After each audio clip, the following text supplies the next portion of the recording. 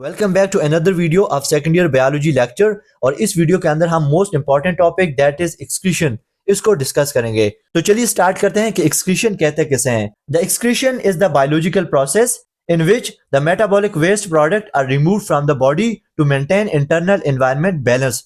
तो dear fellows, जो excretion है ये एक ऐसा बायोलॉजिकल प्रोसेस है जिसमें लिविंग ऑर्गेनिज्म क्या करते हैं, जो मेटाबॉलिज्म करते हैं। मेटाबॉलिज्म के रिजल्ट में जो मेटाबॉलिक वेस्ट बनता है, जो नाइट्रोजनस वेस्ट बनता है, जो नॉन नाइट्रोजनस वेस्ट बनता है, उसका बॉडी से रिमूवल, क्योंकि वो बॉडी के लिए हार्मफुल होता है, लिहाजा उसको बॉडी से रिमूव करना जरूरी होता है। तो इस मेटाबॉलिक वेस्ट को बॉडी से रिमूव करना, इस प्रोसेस को हम नाम देते हैं एक्सक्रीशन का।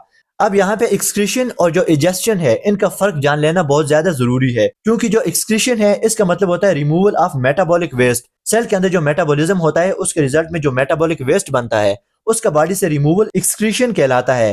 जबकि बात करते हैं इजेक्शन की, तो रिमूवल ऑफ अनडाइजेस्टेड फूड, इसमें जो फूड है उसकी डाइजेशन नहीं होती, अनडाइजेस्टेड फूड का बॉडी से रिमूवल इजेक्शन कहलाता है। जो एक्सक्रीशन है इसके अंदर क्या होता है कि जो मेटाबॉलिक वेस्ट है वो सेल के अंदर प्रोड्यूस होता है, और यहाँ पे प्रोड्यूस्ड इन डाइजेस्टेड ट्रैक, यहाँ पे जो सेल है उसके अंदर मेटाबॉलिज्म नहीं होता है इस फूड का, ये अनडाइजेस्टेड फूड है। यहाँ पे अनडाइजेस्टेड फूड स्टमक से होते हुए small intestine, large intestine and then body से रिमूव होती है। फॉर एग्जांपल फीसेस इसकी एग्जांपल है, और जो एक्सक्रीशन है इसकी एग्जांपल में हमारे पास यूरिया, कार्बन डाइऑक्साइड, अमोनिया वगैरह आ जाते हैं।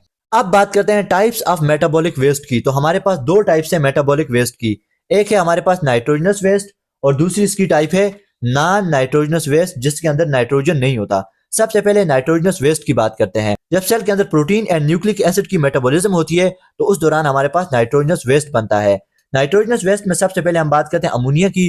Ammonia is highly toxic, highly soluble in water and excreted mainly by aquatic invertebrates। ऐसे लिविंग ऑर्गेनिज्म जो पानी के अंदर रहते हैं, जो इक्वेटिक हैं, उनके लिए अमोनिया को बॉडी से रिमूव करना इजी होता है, बिकॉज वहां पे वाटर की कमी नहीं होती। लेकिन वो लिविंग ऑर्गेनिज्म जो टेरेस्ट्रियल हैं, वो अमोनिया को as a metabolic waste body से रिमूव नहीं कर सकते, क्योंकि उनके पास इतना वाटर नहीं होता। जैसे हमारे पास bony fishes and aquatic invertebrates इसके अंदर आ जाते हैं, जो अमोनिया को as a waste product body से रिमूव करते हैं। नेक्स्ट हमारे पास है urea. Urea is moderately toxic, इतना ज्यादा टॉक्सिक नहीं है, मॉडरेटली सॉल्युबल इन वाटर है, और जो अमोनिया है उसके रिजल्ट में ये कम टॉक्सिक है। नेक्स्ट हम बात करते हैं यूरिक एसिड की। तो uric acid is least toxic, इसको बॉडी से रिमूव करने के लिए इतना ज्यादा वाटर नहीं चाहिए होता, and it is insoluble in water, water के अंदर इनसॉल्युबल है, वाटर के अंदर सॉल्व नहीं होता। And excreted by insects and most reptiles and all birds, क्योंकि उनके पास इतना वाटर नहीं होता तो वो यूरिक एसिड को as a metabolic waste body से रिलीज करते हैं। नेक्स्ट हम बात करते हैं नॉन नाइट्रोजनस वेस्ट की, जिनके अंदर नाइट्रोजन मौजूद नहीं होता। Metabolic waste without nitrogen, they are mainly produced during the respiration and metabolism, जो रिस्पायरेशन और मेटाबॉलिज्म के रिजल्ट में बनता है। इसमें हमारे पास कार्बन डाइऑक्साइड आ जाती है एंड वाटर आ जाता है। जब कार्बोहाइड्रेट का मेटाबॉलिज्म होता है तो उसके रिजल्ट में भी कार्बन डाइऑक्साइड एंड वाटर बनता है। मिनरल्स एंड साल्ट आ जाते हैं, सोडियम, पोटेशियम वगैरह, एंड बाइल पिगमेंट भी इसके अंदर शामिल है, जिनके अंदर नाइट्रोजन मौजूद नहीं होता। अब हम बात करते हैं मूड्स ऑफ एक्सक्रीशन की। तो वो एनिमल्स जो अमोनिया को बॉडी से रिमूव करते हैं उनको हम नाम देते हैं अमोनोटेलिक का। 1 gram of nitrogen in the form of ammonia, 1 gram ammonia को बॉडी से रिमूव करने के लिए 500 ml वाटर चाहिए होता है। 500 ml वाटर चाहिए होता है 1 ग्राम अमोनिया को बॉडी से रिमूव करने के लिए। Ammonia directly diffuses into water, और अमोनोटेलिक में हमारे पास आ जाते हैं most fishes, protozoans, sponges, coelenterates and echinoderms. ये हमारे पास एग्जांपल है अमोनोटेलिक की, जो अमोनिया को बॉडी से रिमूव करते हैं। नेक्स्ट हम बात करते हैं यूरियोटेलिक की।